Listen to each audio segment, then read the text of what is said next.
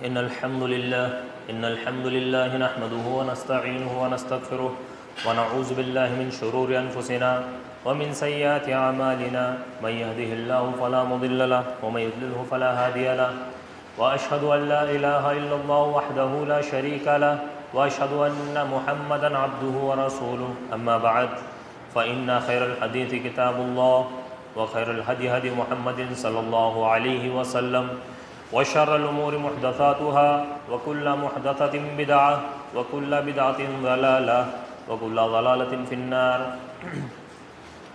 أعوذ بالله السميع العليم من الشيطان الرجيم. بسم الله الرحمن الرحيم. يا أيها الذين آمنوا اتقوا الله حق تقاته ولا تموتن إلا وأنتم مسلمون. يا أيها الناس اتقوا ربكم الذي خلقكم من نفس واحدة وخلق منها زوجها وبث منهما رجالا كثيرا ونساء واتقوا الله الذي تساءلون به والأرحام إن الله كان عليكم رقيبا. يا أيها الذين آمنوا اتقوا الله وقولوا قولا سديدا يصلح لكم أعمالكم ويغفر لكم ذنوبكم ومن يطع الله ورسوله فقد فاز فوزا عظيما. أما بعد قال الله تبارك وتعالى في القرآن المجيد يا أيها الذين آمنوا استعينوا بالصبر والصلاة إن الله مع الصابرين ولا تقولوا لمن يقتل في سبيل الله أموات بل أحياء ولكن لا تشعرون. تمام طرح کی تعریف و توصیفات اللہ وحدہ لا شریک خالق کائنات اور مالک ارض و سما کے لیے تمام جہانوں کا پالنہار ہے، اور بے شمار درود و سلام نازل اللہ کے آخری نبی جناب محمد رسول اللہ صلی اللہ تعالی علیہ وسلم پر. حضرات گرامی السلام علیکم ورحمۃ اللہ وبرکاتہ. حالات حاضرہ میں جو موضوع جو عنوان سب سے زیادہ زیر بحث ہے وہ ہے فلسطین کا موضوع. یہ ہم سبھی بہت اچھے طریقے سے جانتے ہیں کہ ابھی کیا حالات ہیں، کس طریقے سے ظلم کی انتہا ہو رہی ہے اور مسلمانوں کا قتل عام ہو رہا ہے. ایسے حالات میں ہماری ذمہ داری کیا ہے، یہ ہمیں کتاب و سنت کی روشنی میں سمجھنا چاہیے اور دیکھنا چاہیے. جب کوئی مسئلہ پیش آتا ہے، کوئی بھی تحریک یا پھر کوئی فتنہ آزمائش یا کوئی پریشانی مصیبت جس میں یا تو انفرادی طور پر کوئی شخص اس کے اندر ملوث ہو جائے یا پھر اجتماعی طور پر ایک خطہ ایک جماعت پوری کی پوری اس کے اندر آ جائے، ہمیشہ اس کو کتاب و سنت کی روشنی میں سمجھنے کی کوشش کرنی چاہیے. کیونکہ اگر کتاب و سنت سے ہٹے تو فتنوں نے راستے جما رکھے ہیں اور راستوں میں فتنوں نے ڈیرے جما رکھے ہیں. آپ جس راستے پر اگر کتاب و سنت کے بغیر نکلیں گے تو آپ شیطان کی چالوں کی نظر ہو جائیں گے. فتنوں کے بارے میں اللہ کے رسول صلی اللہ علیہ وسلم نے فرمایا ان السعید لمن جمنیا والفتن، کہ یقیناً نیک بخت وہ ہے جسے فتنوں سے بچا لیا گیا، اور اگر اس کے باوجود کوئی فتنے کے اندر ملوث ہو گیا، فتنے میں پڑ گیا، تو جو شخص اس سے کامیابی سے باہر نکل گیا وہ بھی سعادت مند ہے. حضرات گرامی، اس بات میں کوئی شک نہیں کہ ایک مسلمان دنیا کے کسی بھی کونے میں ہو، کسی بھی خطے میں ہو، اگر اس کو اس کے اسلام کی وجہ سے، اس کو اس کے ایمان کی وجہ سے، اس کو اس کے مسلمان ہونے کی وجہ سے تکلیف پہنچائی جا رہی ہے، اس کے اوپر ظلم کیا جا رہا ہے، اس کو پریشانی ہو رہی ہے، تو اگر وہ مشرق میں ہے تو مغرب کے مسلمان کا دل دکھے گا، اس کا کلیجہ پھٹے گا کہ میرا بھائی اس کو تکلیف ہو رہی. جس کی مثال اللہ کے پیارے نبی جناب محمد رسول اللہ صلی اللہ علیہ وسلم نے دی کہ مومن کی مثال آپس میں ایک جسم کی طرح ہے. یعنی اگر اس کے ہاتھ کو درد ہوگا تو اس کو محسوس ہوگا، اس کے پیر کو درد ہوگا تو اس کو محسوس ہوگا، اس کے سر میں درد ہوگا تو اس کو محسوس ہوگا، اگر کہیں سے لگ گئی، کٹ گیا، پھٹ گیا جسم کا کوئی حصہ تو اس کو محسوس ہوگا۔ وہی مثال ہے سیم ایک مومن کی، کہ اگر یہ میرا بھائی، اس کو اگر پریشانی ہو رہی ہے، اس کو اگر تکلیف ہو رہی ہے، تو اس کا برابر درد مجھے محسوس ہونا چاہیے، اور یہی ایمان کا حصہ ہے،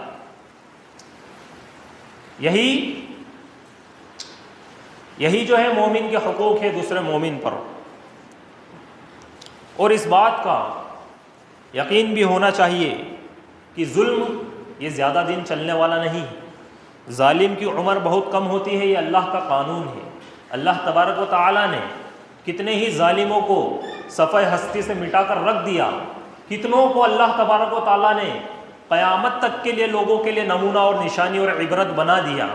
ان بستیوں کو دیکھو، ان لوگوں کو دیکھو، ان قوموں کو دیکھو جو پہلے گزر چکی، جن کے تذکرے قرآن میں اللہ نے کیے کہ جن کے مقابلے میں تم کچھ نہیں ہو۔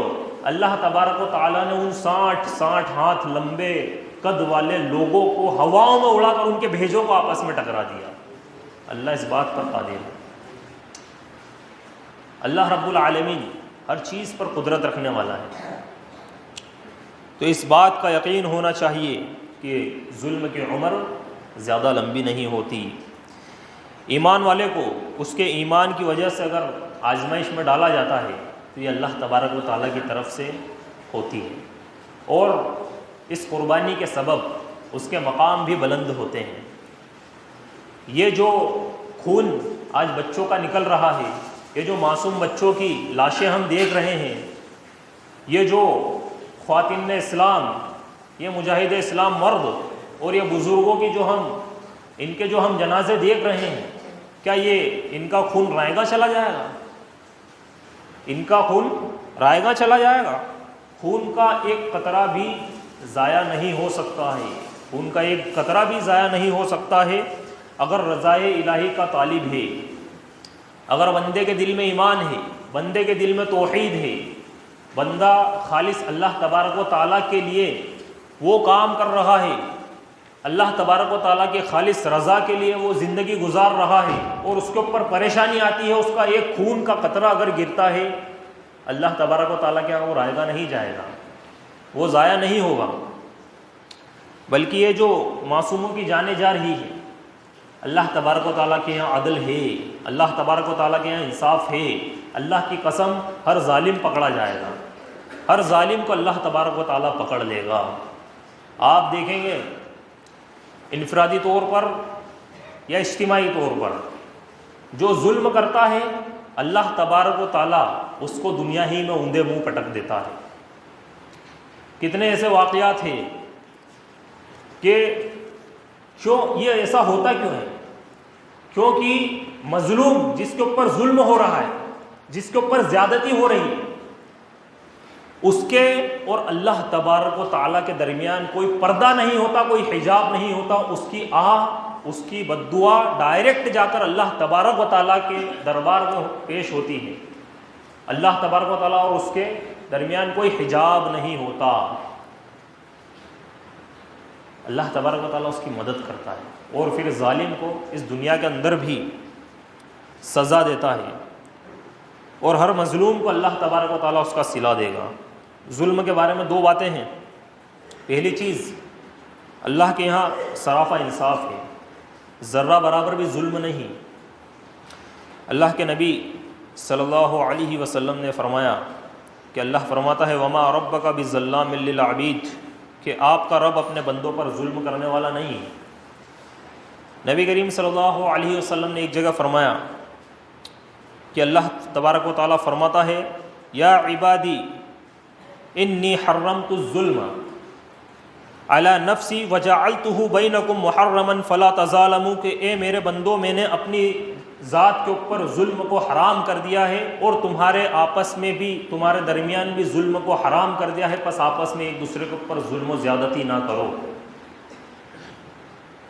اگر ہم انفرادی طور پر بھی اپنے کسی مومن بھائی کی آبرو اچھالتے ہیں، اس کو ہم برے القاب سے پکارتے ہیں، اس کے اوپر ہم ظلم و زیادتی کرتے ہیں، اس کی حق تلفی کرتے ہیں، ہم آپس میں اگر کوئی طاقتور ہے کوئی کمزور ہے، طاقتور اپنے تمام کے تمام جتنے بھی اس کے پاور فل جو بھی وہ ہتھ کنڈے اپنا سکتا ہے وہ اپنا کر اس مجبور کو، اس کمزور کو دباتا ہے، یہ تمام کی تمام ظلم کی جو قسمیں ہیں، کیا وہ تمام ظالم بچ جائیں گے؟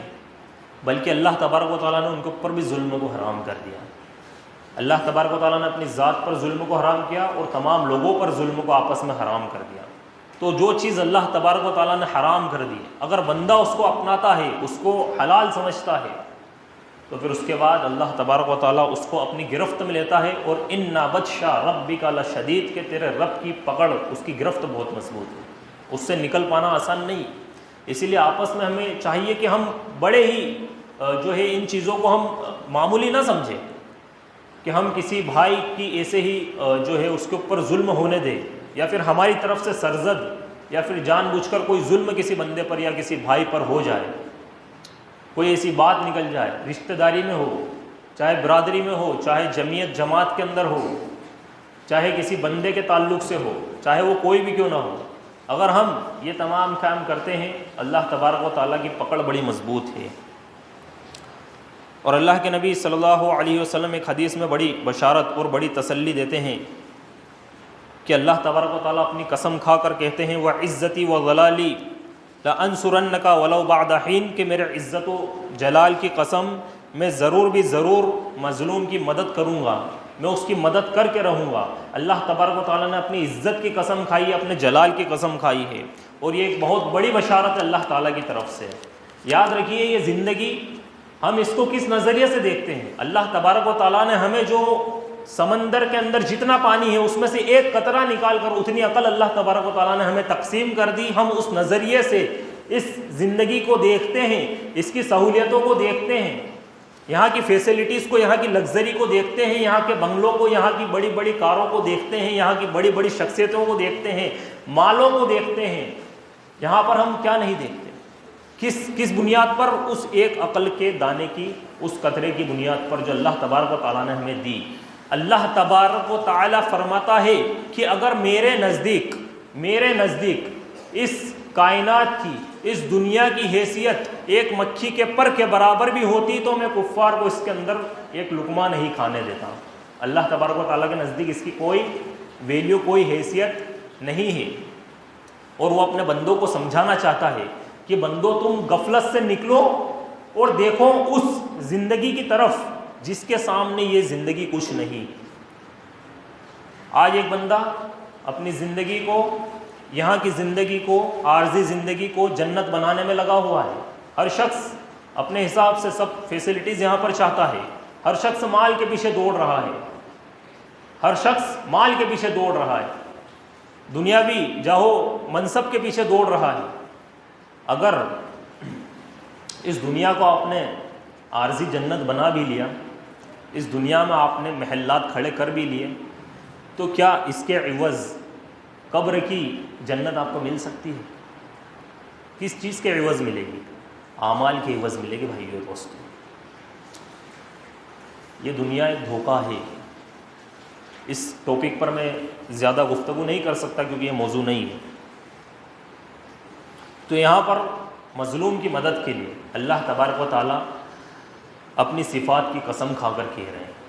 تو اسی لیے ظلم یہاں پر اگر ہوتا ہے، زیادتی یہاں پر ہوتی ہے، تو ذہن کے اندر ہمیشہ ایک ایمان اور مومن بندہ ذہن کے اندر کیا بات رکھتا ہے کہ یہ اگر یہاں پر میری زندگی کو عارضی جہنم بنا بھی دیں گے، مجھ سے میرا سب کچھ لے بھی لیں گے، مجھے ختم کر دیں گے، میرا گھر بار ختم کر دیں گے، اس سے زیادہ یہ کیا کر سکتے ہیں؟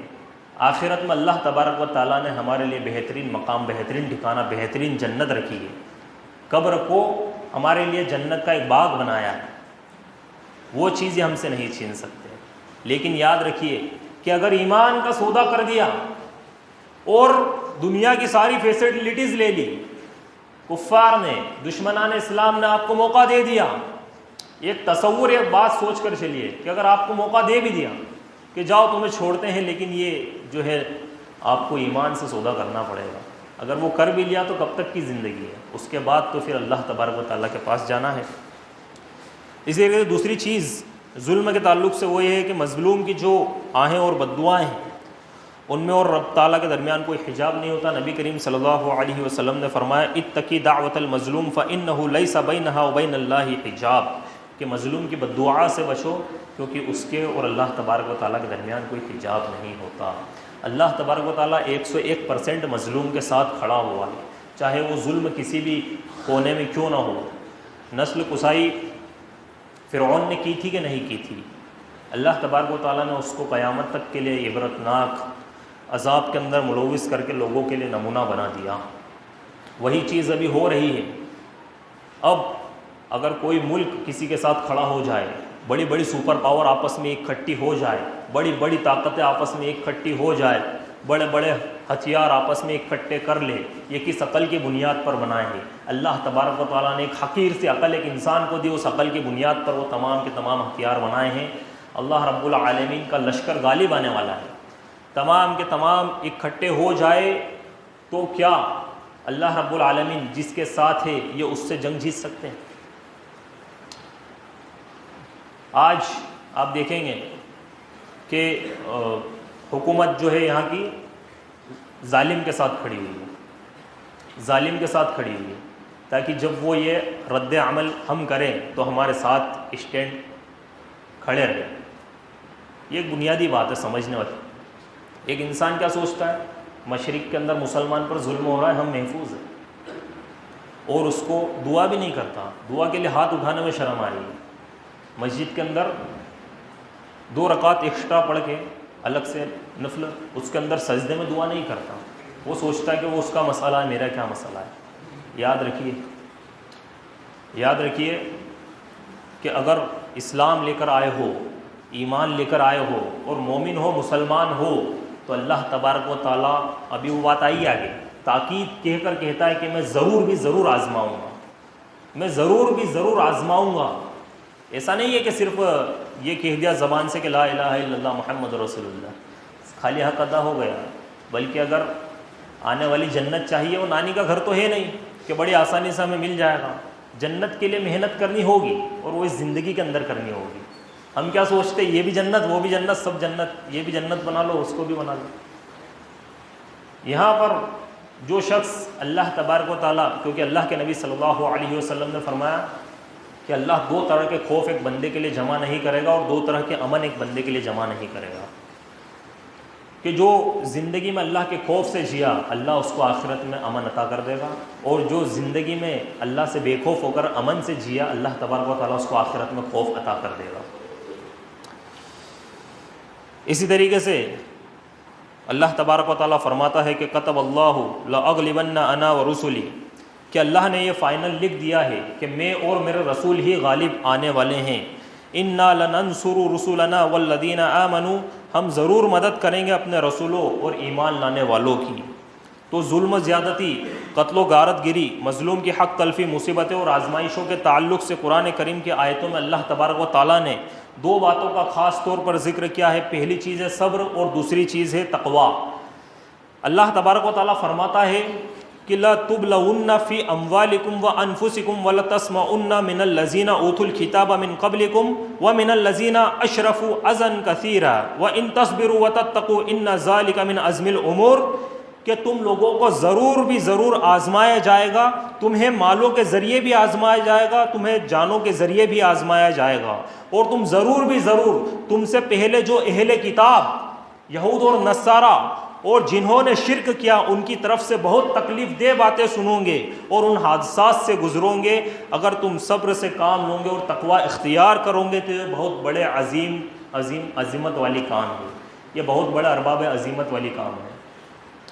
اب یہاں پر اس آیت کریمہ میں اللہ تبارک و تعالیٰ نے کچھ اور دیکھنے کی ضرورت نہیں، ایک آیت کریمہ میں اللہ نے حالات حاضرہ کا نقشہ کھینچ دیا۔ ایک آیت کریمہ، یہود و نصارہ ایک طرف ہو جائیں گے، مشرکین تب خلاف ہو جائیں گے، اور تمام مل کر تمہارے اوپر ظلم کریں گے، وہ تمام چیزیں تمہارے اوپر ڈھائیں گے، تمہیں وہ ساری مصیبتیں دیکھنے کو ملے گی، سننے کو ملے گی، اور تمہارے اوپر وہ حادثات گزریں گے، لیکن اس کے اندر تمہیں صبر اور تقوی سے کام لینا ہے، کہ ڈر صرف اللہ تبارک و تعالیٰ کا اپنے دماغ اور دل کے اندر رکھنا ہے، اور صبر سے کام لینا ہے، بے صبر پن کا مظاہرہ نہیں کرنا ہے۔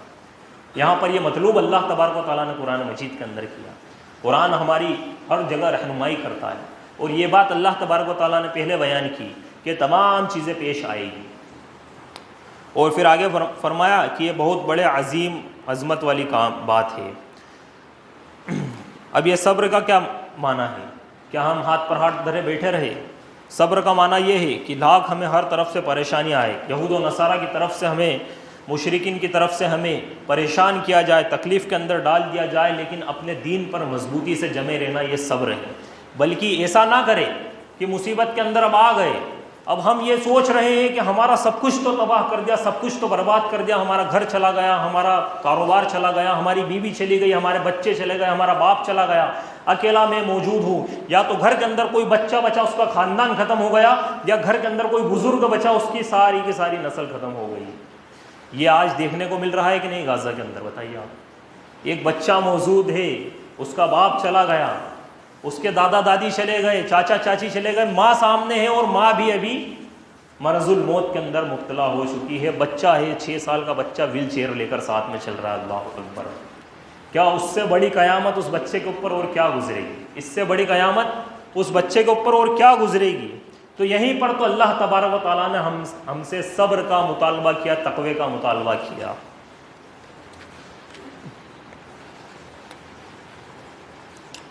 فلسطین میں آج دیکھیے آپ، ایک شخص نکل رہا ہے، اس کا بچہ نہیں بچا، اس کی بیوی نہیں بچی، اس کا گھر توڑ دیا گیا، اس کی دکان توڑ دی گئی، اس کی تجارت ختم ہو گئی، اس کا کچھ نہیں بچا، اس کا دل ٹوٹ چکا ہے اندر سے، اس کی آنکھوں میں آنسو ہے، اس کی آنکھوں میں آنسو ہے، دل ٹوٹ چکا ہے، اور وہ اس حالت میں وہاں سے جا رہا ہے. کوئی پوچھ رہا ہے بھائی کیا ہے، کیا مسئلہ ہے، کیسے ہو؟ بولا الحمدللہ علی کل حال، اللہ تبارک و تعالیٰ کا شکر الحال ہے. اب بتائیے آپ، کسی کے اوپر اگر یہ المیہ گزرے، ایک ہوتی ہے نیچرل موت، اور ایک ہوتی ہے ظلم کر کے موت، اور پھر کسی اپنے کا اپنے سامنے مرنا، اور پھر اس کا مرنا اس طریقے سے کہ وہ قیامت سے کم منظر نہیں. اللہ کی قسم، ان کے ایمان کو آپ دیکھیے، وہ کیا کہہ رہے ہیں، پوری طریقے سے ٹوٹ چکے ہیں، لیکن ان کی زبان سے اللہ تبارک و تعالیٰ کی تکبیر و تسبیحات نکل رہی ہے. ان کی زبان سے اللہ کی تکبیر نکل رہی ہے، اس کی تسبیحات نکل رہی ہے، اور وہ کہہ رہے ہیں، کیا کہہ رہے ہیں اپنی زبان سے، کہ کوئی مسئلہ نہیں، انہوں نے ہماری زندگی کو عارضی جہنم بنا دیا، کل روز قیامت میں اللہ کو لے کر آؤں گا. اللہ تبارک و تعالیٰ آئے گا، وہ انصاف کرے گا، کیونکہ اللہ تبارک و تعالیٰ عدل کرنے والا ہے، انصاف کرنے والا ہے. اس کائنات کی باغ دوڑ اللہ کے ہاتھ میں ہے، اس زمین کے سارے نظام اللہ تبارک و تعالیٰ کے ہاتھ میں ہے، اس زمین کی حکومت اللہ تبارک و تعالیٰ کے ہاتھ میں ہے، اس زمین کے تمام انسانوں کے دل اللہ تبارک و تعالیٰ کی 2 انگلیوں کے بیچ میں. اللہ تبارک و تعالیٰ جو فیصلہ کرتا ہے وہ ہوتا ہے. اور ایک شہید جب اس کو شہید کر دیا جاتا ہے، مار دیا جاتا ہے، اس سے اگر کل روز قیامت اٹھا کر پوچھا جائے گا بتا کیا چاہتا ہے، وہ کہے گا اللہ رب العالمین تو 100 مرتبہ مجھے زندگی دے، میں 100 مرتبہ جاؤں گا اور تیری راہ میں پھر اسی طریقے سے شہید ہو کر آؤں گا. یہ شہادت کا مقام اور مرتبہ. ایک بچہ، اس سے اس کی ماں کہہ رہی ہے کہ بیٹا یہ اتنے سارے مسلم ممالک ہے، کیا نہیں دیکھتے، کیا یہ نہیں دیکھ رہے ہمارے اوپر ظلم ہو رہا ہے، کوئی مدد کے لیے کیوں نہیں آگے آ رہا ہے؟ اس بچے نے کہا کہ اماں جان برائے مہربانی ایسی باتیں نہ کرو، کہ اللہ کی قسم اگر آسمان سے جبرائیل علیہ السلام بھی میرے پاس آئے اور وہ آ کر کہے کہ بتا تو کیا چاہتا ہے، تو میں اس کو وہی جواب دوں گا جو حضرت ابراہیم خلیل اللہ علیہ الصلوۃ والتسلیم نے آنکھ کے اندر دیا تھا، حسبنا اللہ ونعم الوکیل، کہ ہمارے لیے اللہ کافی ہے، وہ ہمارا کارساز ہے. میں جو چاہتا ہوں اللہ سے چاہتا ہوں، آپ سے کچھ نہیں چاہتا. میں جو چاہتا ہوں اللہ تبارک و تعالیٰ سے چاہتا ہوں، آپ سے کچھ نہیں چاہتا. بچے کی ویڈیو وائرل ہوئی تھی، بچہ تھوڑے دن بعد شہید ہو گیا. اب آپ دیکھیے کس طریقے سے شہادت کے منظر دیکھنے کو ملتے ہیں. یہ اللہ تبارک و تعالیٰ کی طرف سے آزمائش ہے. اور ظلم یہ جو ہو رہا ہے، کیا اللہ رب العالمین کے عدل نہیں ہے، اللہ کے انصاف نہیں ہے، بلکہ کعبے کے رب کی قسم اللہ تبارک و تعالیٰ ہر ظالم کو پکڑ لے گا. ارے اللہ تبارک و تعالیٰ نے تو وہ اسلام ہمیں عطا کیا کہ کل روز قیامت جب ایک دنیا کے اندر اگر کسی سینگ والی بکری نے کسی بغیر سینگ والی بکری کو مارا ہوگا، کل اللہ اس کو قیامت کے روز اس بغیر سینگ والی بکری کو سینگ دے کر اس کا بدلہ پورا کروایا. تو وہ اس اشرف المخلوقات کے اوپر جو ظلم ہو رہا ہے، یہ بچے کٹ رہے ہیں، مر رہے ہیں، ان کا خون رہے گا چلا جائے گا. اسی طریقے سے اللہ تبارک و تعالیٰ نے 5 نبیوں کو اسی صبر کا حکم دیا ہے، اسی صبر کا حکم دیا کہ صبر کرو. ان اللہ مع الصابرین، اللہ صبر کرنے والوں کے ساتھ ہے. جو صبر کرتا ہے اللہ تبارک و تعالیٰ کی مدد اس کے ساتھ شامل حال ہے. آپ صلی اللہ علیہ وسلم نے فرمایا کہ انہ لم یبقى من الدنیا الا بلاء الفتنہ، کہ دنیا میں کچھ باقی نہیں بچا سوائے آفت و فتنے کے. آفت اور فتنے کے دنیا کے اندر کچھ باقی نہیں بچا. ہم تو 1450 سال بعد آئے ہیں. اللہ کے نبی صلی اللہ علیہ وسلم نے آج سے 1450 سال پہلے فرمایا تھا کہ انا بعثت انا وساعتک آتین، کہ مجھے بھیجا گیا ہے اور قیامت. 2 انگلیوں کا اشارہ کر کے فرمایا کہ مجھے اور قیامت کو اس طریقے سے بھیجا گیا ہے. تو یہاں پر اگر آپ کہہ رہے ہیں کہ دنیا میں فتنے اور آزمائش کے سوا کچھ نہیں بچا، تو اللہ تبارک و تعالیٰ حکم کیا دے رہا ہے؟ فاصبر کما صبر اولو العزم من الرسل، کہ اے نبی کریم صلی اللہ علیہ وسلم آپ ایسے صبر سے کام لے جیسے عظیم اور ہمت والے رسولوں نے کام لیا تھا. حضرت نوح علیہ السلام کی زندگی میں آزمائشیں بھری پڑی تھی. وہ 5 انبیاء کون سے تھے؟ وہ تھے حضرت نوح علیہ السلام، حضرت ابراہیم علیہ السلام، حضرت موسیٰ علیہ السلام، حضرت عیسیٰ علیہ السلام اور حضرت محمد رسول اللہ صلی اللہ علیہ وسلم. یہ اولو العزم نبی تھے. حضرت نوح علیہ السلام کی زندگی کو آپ دیکھیے کس طریقے سے آزمائش سے بڑی پڑی ہے. حضرت ابراہیم علیہ السلام کی زندگی دیکھیے کس طریقے سے اللہ تبارک و تعالیٰ نے ان کے امتحانات لیے. حضرت موسیٰ علیہ السلام کو دیکھیے وقت کے فرعون سے وہ ٹکرائے. حضرت عیسیٰ علیہ السلام کو دیکھیے ان کو قتل کرنے کی پوری کوشش کی گئی، یہاں تک کہ یہود و نصارہ کے آج بھی ان کا یہ موقف ہے، ان کا یہ عقیدہ ہے کہ حضرت عیسیٰ علیہ السلام کو قتل کر دیا گیا. حالانکہ اللہ تبارک و تعالیٰ نے انہیں آسمان پر اٹھا لیا ہے اور قیامت سے پہلے ایک بڑی نشانی بنا کر اللہ تبارک و تعالیٰ انہیں بھیجیں گے. تو بہرحال ان تمام انبیاء کرام نے بہت صبر سے کام لیا. دوسری چیز ہے تقویٰ.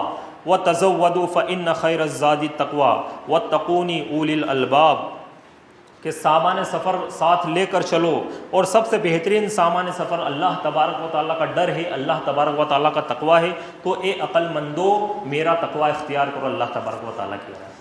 اب جب یہاں پر اللہ تبارک و تعالیٰ نے تقوی کا مطالبہ کیا، آج ہم دیکھیں مسلمان وہ وہاں پر آج جمعہ ہے، ہر جمعے کو مسجدوں کے اوپر بم گر رہے ہیں. ابھی اس وقت پتہ نہیں کون سی مسجد کے اوپر حملہ ہوا ہوگا. اللہ تبارک و تعالیٰ ان مسلمانوں کے لیے رحم کرے اور ان کی شہادتوں کو قبول کرے، ان کے جذبہ ایمانی کو قبول کرے، ان کو استقامت فی الدین دے، اور ہر طریقے سے اللہ تبارک و تعالیٰ ان کی غیب سے مدد کرے. ہم یہاں پر آج دیکھیں وہ ان کے ملبے کے اندر بھی نمازیں نہیں چھوٹ رہی، اور ہماری یہاں پر نمازیں ہی غائب ہیں. ہماری نمازیں غائب ہیں، نمازوں سے ہمیں کوئی تعلق نہیں. تقویٰ، یہ تقویٰ اللہ تبارک و تعالیٰ کا تقویٰ، اس کا ڈر دماغ کے اندر دل کے اندر نہیں.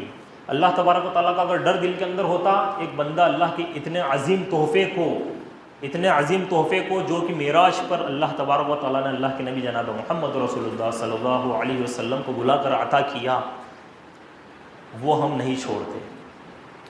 کوئی بھی فرض کام اسلام کے اندر اٹھا کر دیکھ لیجیے، 5 وقت دین کے اندر اس فرض کی طرف بلانے کے لیے اللہ تبارک و تعالیٰ نے ذمہ داری نہیں لگائی.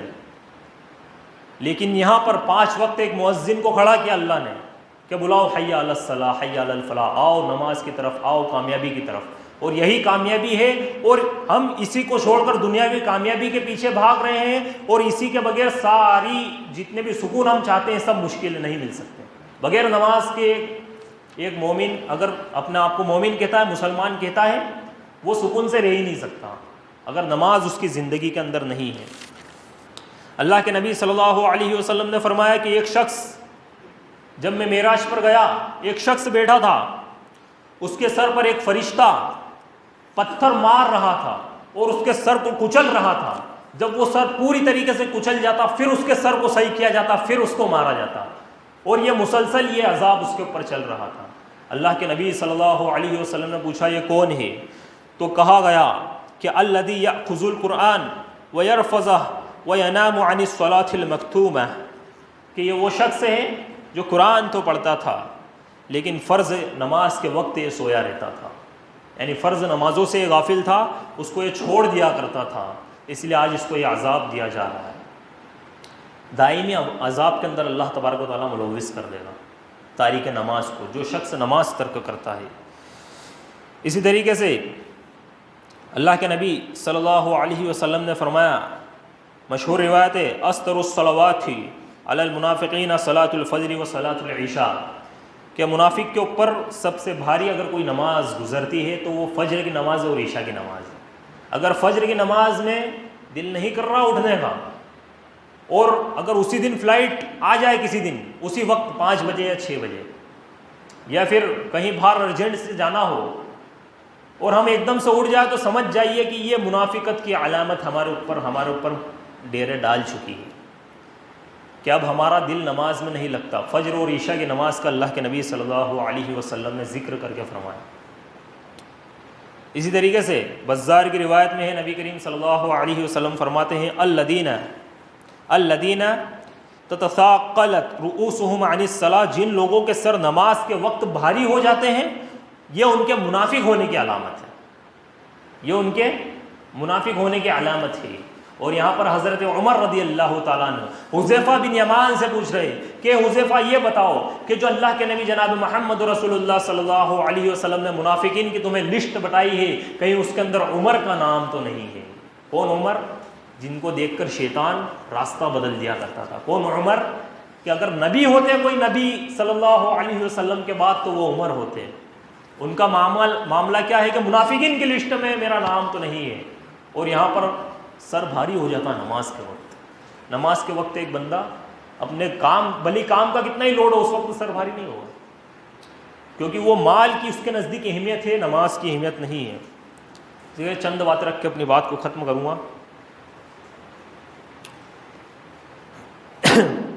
رسول اکرم صلی اللہ علیہ وسلم نے فرمایا، فَكَأَنَّمَا وُتِرَ أَهْلُهُ وَمَالُهُ، کہ جس شخص کی عصر کی نماز چھوٹ گئی، جس شخص نے عصر کی نماز چھوڑ دی، گویا کہ اس کا سارا مال برباد ہو گیا، اس کے خاندان کا ایک بچہ بھی نہیں بچا، اس کا خاندان برباد ہو گیا، ختم ہو گیا، اور اس کا سارا مال برباد ہو گیا، جس کی عصر کی نماز چھوٹ گئی۔ اب آپ دیکھیے، یہ چیز مشاہدہ کیجئے گا کہ ابھی جمعہ کے اندر لوگ موجود ہیں، عصر کے اندر نہیں دکھیں گے۔ عصر کے اندر وہی 2 4 5 7 8 10 لوگ، یا پھر مشکل سے کئی مسجدوں میں ایک صف بن جاتی ہے، باقی اس تمام کی تمام امت جو ہے یہ پھر سے جو ہے وہی غفلت کی زندگی کے اندر ملوث ہو جائے گی، اور اللہ تبارک و تعالیٰ ہمیں نماز پڑھنے کی توفیق عطا کرے۔ لیکن یاد رکھیے کہ یہ اللہ کے نبی جناب محمد رسول اللہ صلی اللہ علیہ وسلم کے فرمان ہے، اللہ تبارک و تعالیٰ کے فرمان ہے، اور اگر کوئی خطیب، کوئی مقرر یہ بتا رہا ہے، یہ اس کی ذمہ داری ہے بتانا، اور یہ بتا رہا ہے تو یہ احسان مانیے اللہ رب العالمین کا کہ ابھی سانسیں رکنے سے پہلے اللہ رب العالمین نے ہمیں یہ حدیثیں سننے کی توفیق عطا کی۔ اللہ تبارک و تعالیٰ نے ہمیں مہلت دی ہے کہ ہم یہ قرآن کی آیتیں، یہ اللہ کے نبی صلی اللہ علیہ وسلم کی حدیثیں سن پا رہے ہیں، نہیں تو ابھی اسی خطبے کے بیچ میں کئی ہزاروں لوگوں کی دنیا کے اندر سانسیں بند ہو چکی ہیں، اسی آدھے گھنٹے کے وقفے کے اندر۔ ہوتا ہے کہ نہیں؟ بتائیے آپ، کئی لوگ ایکسیڈنٹ میں جا چکے ہیں ابھی اسی آدھے گھنٹے کے وقفے کے اندر، کئی لوگوں کو ہارٹ اٹیک آ گیا، سائلنٹ ہارٹ اٹیک آ گیا، وہ جا چکے۔ میرا ایک دوست تھوڑے دن پہلے میں نے اس کو دین کی دعوت بھی دی تھی، وہ بریلوی جو ہے مسلک سے تعلق رکھنے والا ہے، اس کو 2 یا 3 دن بعد سائلنٹ اٹیک آیا رات کو، اور اس کا انتقال ہو گیا۔ میں نے دیکھا ابھی 2 دن پہلے یہ مجھ سے بھی زیادہ ہیلتھی تھا، مجھ سے بھی زیادہ دکھنے میں خوبصورت، مجھ سے بھی زیادہ دکھنے میں ہیلتھی، تمام چیزیں، ایک بال میں درد نہیں، ایک دوائی کی ضرورت نہیں، نہ کوئی پرابلم، نہ کوئی ٹینشن۔ اللہ رب العالمین کا فیصلہ، اس کا اللہ رب العالمین نے جو اس کا وقت مقرر کیا تھا وہ آ چکا۔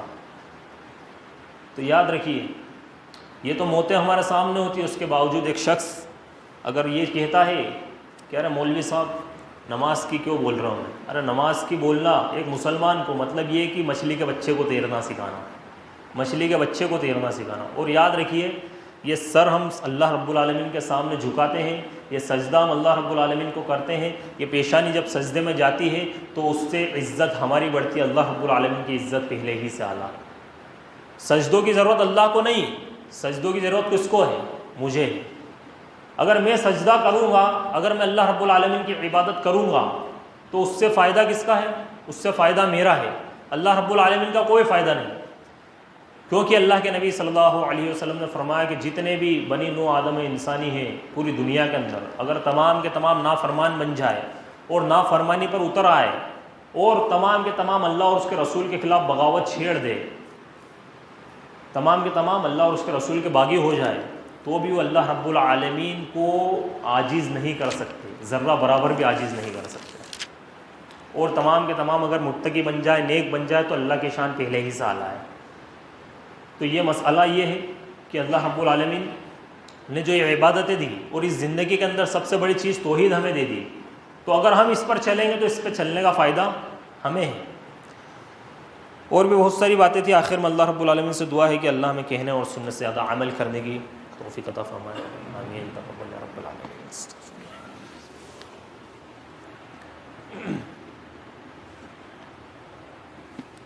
ان الحمد لله نحمده ونستعينه ونستغفره ونعوذ بالله من شرور انفسنا ومن سيئات اعمالنا من يهده الله فلا مضل له ومن يضلل فلا هادي له واشهد ان لا اله الا الله وحده لا شريك له واشهد ان محمدا عبده ورسوله اما بعد يا ايها الذين امنوا صلوا عليه وسلموا تسليما اللهم صل على محمد وعلى ال محمد كما صليت على ابراهيم وعلى ال ابراهيم انك حميد مجيد اللهم بارك على محمد وعلى ال محمد كما باركت على ابراهيم وعلى آل إبراهيم إنك حميد مجيد عباد الله يرحمكم الله إن الله يأمركم بالعدل والإحسان وإيتاء ذي القربى وينهى عن الفحشاء والمنكر والبغي يعظكم لعلكم تذكرون اذكروا الله يذكركم وادعوه يستجب لكم